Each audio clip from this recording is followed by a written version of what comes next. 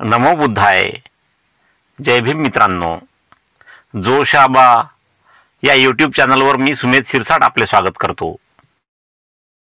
मित्रांनो, डॉक्टर बाबासाहेब आंबेडकरांना मधुमेह हा आजार होता आणि त्या आजारावर उपचार करण्याचे काम डॉक्टर शारदा कबीर ह्या बघत होत्या. तेव्हा दोघांचा परिचय वाढून दोघांनी परस्पर संमतीने विवाह करण्याचा निर्णय घेतला.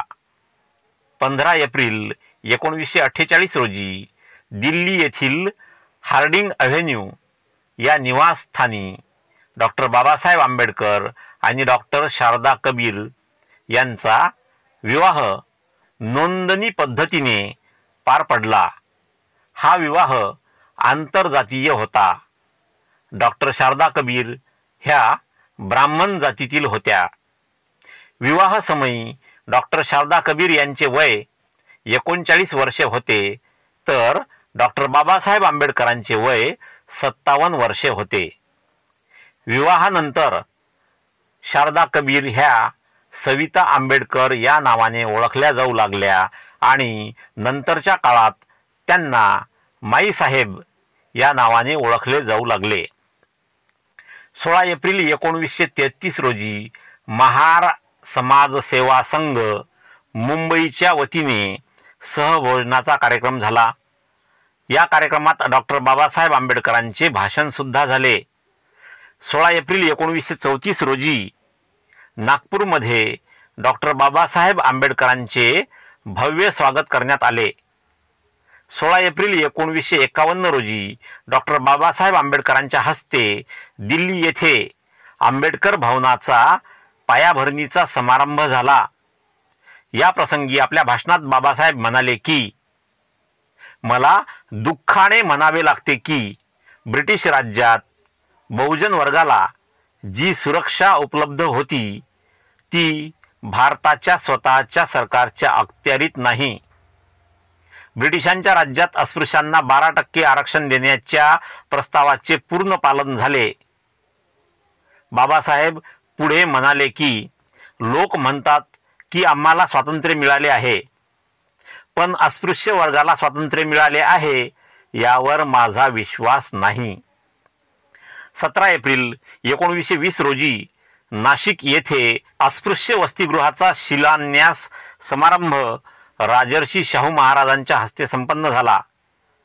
बडोदा संस्थानमधील विद्याधिकाऱ्यांनी भीमराव आंबेडकरांची परदेशात शिक्षणाला पाठवण्यासाठी निवड केली होती. दरमहा 11.5 पाऊंड शिष्यवृत्ती त्यांना मंजूर केली. बाबासाहेबांना त्यासाठी एक करारपत्र लिहून द्यावे लागले. 18 एप्रिल 1913 रोजी या करारपत्रावर साक्षीदार म्हणून त्रिभुवन जे व्यास व अंताजी गोपाळ जोशी यांनी स्वाक्षऱ्या केल्या. या करारानुसार शिष्यवृत्तीची मुदत 15 जून 1913 पासून 14 जून 1916 पर्यंत म्हणजे एकूण 3 वर्षांची होती. त्यानंतर बाबासाहेब आंबेडकर अमेरिकेतील न्यूयॉर्क येथील कोलंबिया विद्यापीठात शिक्षणासाठी गेले. उच्च शिक्षणासाठी शिष्यवृत्ती देऊन मदत करणाऱ्या महाराजा सयाजीराव गायकवाड यांची डॉक्टर बाबासाहेब आंबेडकरांनी 18 एप्रिल 1918 रोजी प्रत्यक्ष भेट घेतली. 18 एप्रिल 1939 रोजी डॉक्टर बाबासाहेब आंबेडकर आणि राजकोटचे राजसाहेब ठाकूर यांची भेट झाली. 19 एप्रिल 1931 रोजी गोलमेज परिषदेतून परत आल्यानंतर डॉक्टर बाबासाहेब आंबेडकरांनी अस्पृश्यांच्या राजकीय हक्कांविषयी सर्व प्रदेशातील अस्पृश्य पुढाऱ्यांचे मत जाणून घेण्याच्या उद्देशाने मुंबई परळमधील गोखले शिक्षण संस्थेच्या शाळेत अखिल भारतीय पुढारी अस्पृश्य परिषद आयोजित केली. या परिषदेत बाबासाहेबांनी गोलमेज परिषदेत केलेल्या कार्याचा अहवाल सादर केला. त्यांचे सर्वांनी टाळ्या वाजवून स्वागत केले. 19 एप्रिल 1942 रोजी रोहिदास तरुण सुधारक संघाच्या महिला शाखेचे डॉक्टर बाबासाहेब आंबेडकरांच्या हस्ते उद्घाटन करण्यात आले. 19 एप्रिल 1951 रोजी डॉक्टर बाबासाहेब आंबेडकरांनी representation of people amendment bill यावर चर्चा केली. 20 एप्रिल 1938 रोजी सातारा येथे डॉक्टर बाबासाहेब आंबेडकर यांचे भाषण झाले. 20 एप्रिल 1954 रोजी डॉक्टर बाबासाहेब आंबेडकर दिल्लीहून विमानाने नागपूरला आले. हजारो कार्यकर्ते विमानतळावर त्यांच्या स्वागतासाठी उपस्थित होते. बाबासाहेब विमानातून उतरताच आंबेडकर जिंदाबाद च्या घोषणांनी अवघा आसमंत दुमदुमला.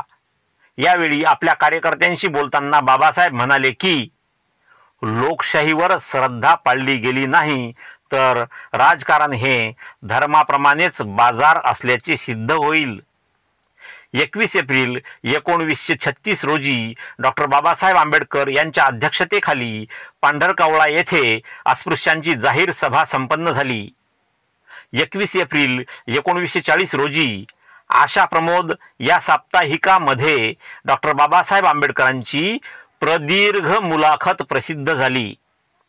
21 एप्रिल 1954 रोजी संसदेच्या पोटनिवडणुकीतील उमेदवाराच्या प्रचारासाठी डॉक्टर बाबासाहेब आंबेडकर नागपूरहून भंडारा येथे आले. बाबासाहेबांच्या स्वागतासाठी लाखो लोक जमलेल्या नवीन तलावाजवळील विशाल पटांगणातील सभास्थळी डॉक्टर बाबासाहेब आंबेडकर पोहोचताच बाबासाहेब कौन है, हमारा राजा है, बाबासाहेब जिंदाबाद अशा घोषणांनी संपूर्ण परिसर दुमदुमला. या प्रसंगी बाबासाहेबांनी जवळपास 1.5 तास भाषण केले. आपल्या भाषणात बाबासाहेब म्हणाले, आपला भारत देश 2 विभागात विभागलेला आहे. एक म्हणजे प्रस्थापित लोक आणि दुसरा भाग हा वंचित लोकांचा आहे. मित्रांनो, आपणास विनंती आहे की जोशाबा या चॅनलच्या माध्यमातून आपल्या महापुरुषांच्या विचारांचा तसेच बौद्ध धम्माचा प्रचार आणि प्रसार व्हावा असे आपल्याला वाटत असल्यास कृपया ज्यांनी अद्याप सबस्क्राईब केले नसेल त्यांनी लगेच सबस्क्राईब करून बेल आयकॉनला ऑलवर सेट करा. तसेच प्रत्येक व्हिडिओला लाईक शेअर करून कमेंट बॉक्समध्ये कमेंट लिहिणे हे चॅनलच्या वाढीसाठी आवश्यक आहे. ते सर्व मोफत आहे, त्याला पैसे पडत नाहीत. म्हणून हे काम कृपया आत्ताच करा, नंतर पाहता पाहता आपण विसरून जातो. आणि त्याशिवाय शक्य झाल्यास या बारकोड किंवा मोबाईल नंबरचा वापर करून आपण चॅनलला आर्थिक मदत सुद्धा करू शकता. भेटूया पुढील व्हिडिओमध्ये आणि तोपर्यंत जय भीम, जय भारत.